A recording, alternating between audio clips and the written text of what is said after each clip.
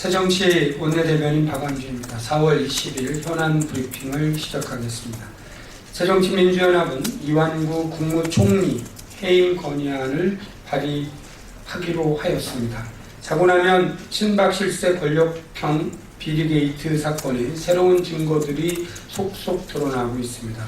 이완구 총리가 친하지 않다고 주장한 성완종 전 새누리당 의원과 지난 1년 동안 무려 200여 차례 넘게 전화를 주고받은 사실이 확인됐다고 합니다.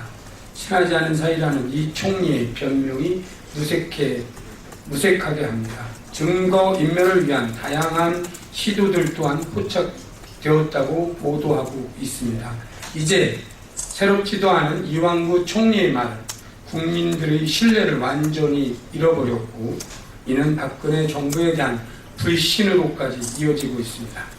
대통령이 돌아오는 27일까지 일주일을 기다려달라는 새누리당에게도 촉구합니다. 박근혜 정부가 2015년 국정 목표로 신호탄처럼 쏘아올린 부정부패 척결을 피의자 신분의 총리가 진두지휘하는 것은 바람직하지도 옳지도 않습니다.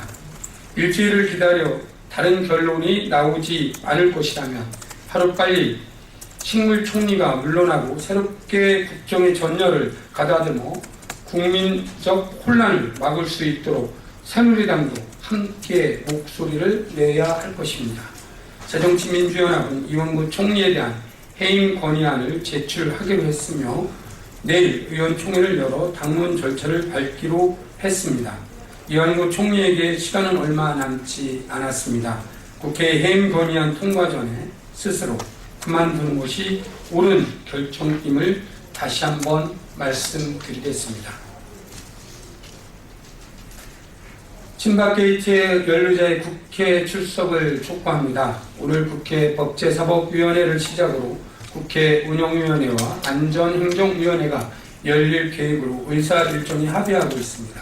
우선 오늘 법사위에는 황교안 법무부 장관을 상대로 친박 게이트 연루자의 수사 상황에 대해 점검하고 증거 인멸 우려 및 현직 신분의 소환 조사가 가능한지 여부에 대해 따져 물을 것입니다. 그러나 전현직 청와대 비서실장 3인방에 대해서는 사실상 수사 대상에서 빠졌다는 언론 보도가 있었는데, 대통령 최측근 3인방이 비리에 연루된 만큼 사실관계에 대한 모든 상황이 명명백백 밝혀져야 합니다. 이런 와중에 김기춘 전 비서실장이 극비리에 출국했다는 보도가 있었습니다. 이병기 현 실장, 허태열 전 비서실장, 김기춘 전 비서실장이 국회 운영위원회에 반드시 출석해야 합니다. 또 이른바 성완종 리스트의 구체적 거명 인사들에 대한 국회 출석 또한 이루어져야 할 것인데, 이미 구체적으로 면담 및 전화통화, 지인을 통한 뇌물 전달 등의 정황 근거가 확인되고 소환이 임박한 인사들에 대한 국회 출석 또한 이루어져야 할 것입니다. 새누리당은 친박 게이트의 방패막이가 될 것이 아니라 국민적 의혹에 당당하게 대응하는 책임있는 집권 여당의 길을 갈 것을 촉구합니다. 지난 주말 광화문에서 열린 세월호 참사 범국민 대회, 경찰은 18대의 트럭과 470대의 차량을 동원해 차벽을 치며 자그마치 13,700명의 병력을 동원해 물대포와 캡사이신 체류액을 난사하며 유가족 20명을 포함해 무려 100여 명을 연행했습니다. 경찰청은 불법 폭력 시위의 주동자를 전원 사법 처리하고 파손된 경찰 차량과 장비, 경찰관 부상 등에 대해 민사상 손해배상을 청구할 것이라고 발표까지 했습니다. 경찰 추산 8,000명의 시위대를 무려 2배 가까운 병력이 가까스로 진압했다는 것인데, 사건의 본질을 제대로 들여다봐야 할 것입니다. 우선 세월호 일주기에 맞춰 모인 시위대들은 사실 자식을 잃은 부모이며 자발적으로 모인 추모객입니다. 경찰에 가공할 만한 진압작전이 평화적인 집회와 시위를 차단하기 위한 것 아니었는지 오히려 묻고 싶습니다. 자식을 잃은 부모에게 캡사이신 체류액을 뿌려대며 과잉 진압이 틀림없는 진압 작전을 하는 것이 과연 바람직한 사회인지 비참하기까지 합니다.